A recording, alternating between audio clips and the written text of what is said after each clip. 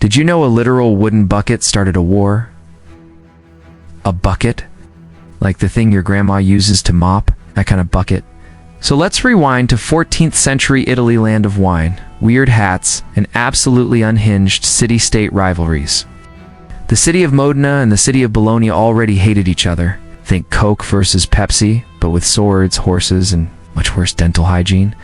Then someone from Modena did the unthinkable.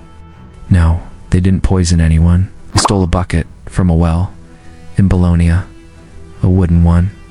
No jewels, no gold. Just a bucket. And Bologna lost their damn minds. They demanded it back. Modena said, nah. Bologna said, we're going to war. Modena said, cool. Over a bucket? Allies. Backup. Other angry Italians. Let's throw hands. This is where the squad rolls in. Both sides called in reinforcements. Nobles, knights. Probably some guy who just really missed the old bucket. And remember, this was the Middle Ages. Wars weren't efficient, they were dramatic. Half these people had armor heavier than their horses, but they were committed to the bucket. The bucket cause. And so begins the War of the Bucket in 1325. Not a joke. That's the actual name. People wrote scrolls about this. They sang songs. They died.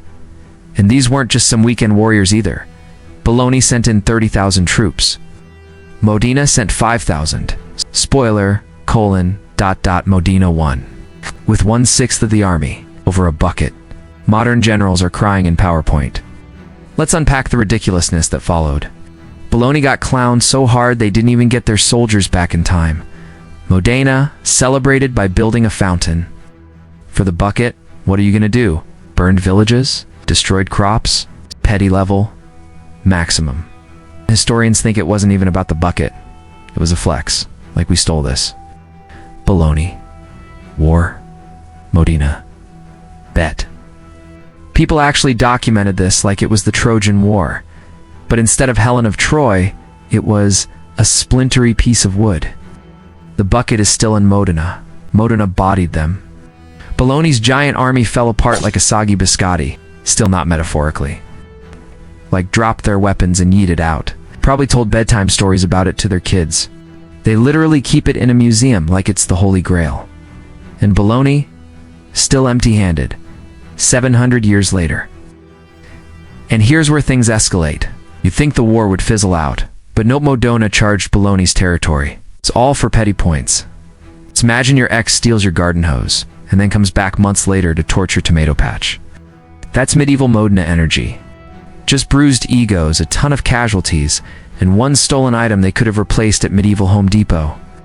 The big battle happened at Zappolino. Bologna expected to wipe Modena off the map. Instead, they got humiliated. Some soldiers legit ran. Modena. They took the W in the bucket and left. Like, GG no re. What did Modena gain? Glory? A dope bucket. Eternal bragging rights? Still pretending they don't care. But you know they do. They kept the bucket as a war trophy, locked it in a tower, and made sure everyone knew about it. Sleep tight, sweetie. I remember. We once beat 30,000 men because they got salty over a pail. Bologna never got the bucket back. No negotiations, no peace offerings. It's just else. The worst part, the war didn't even fix anything. Nobody gained new land. Modena strutted home victorious. They paraded through the city, bucket in hand, like it was the crown jewel of Europe. Like, behold, the sacred wooden tub that cost 2,000 lives. They even mocked Bologna by recreating the scene in plays and public festivals.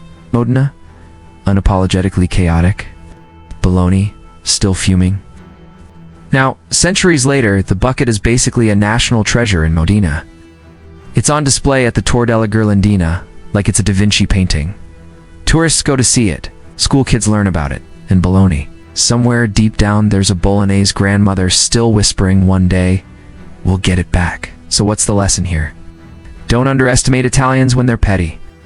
Also, history is full of people who would rather start a war than admit they lost a bucket. Next time you lose your Tupperware at someone's house, just remember, you could be starting an international incident. Like, comment, and subscribe for more weird history. Because if people died for a bucket, imagine what they did over wine.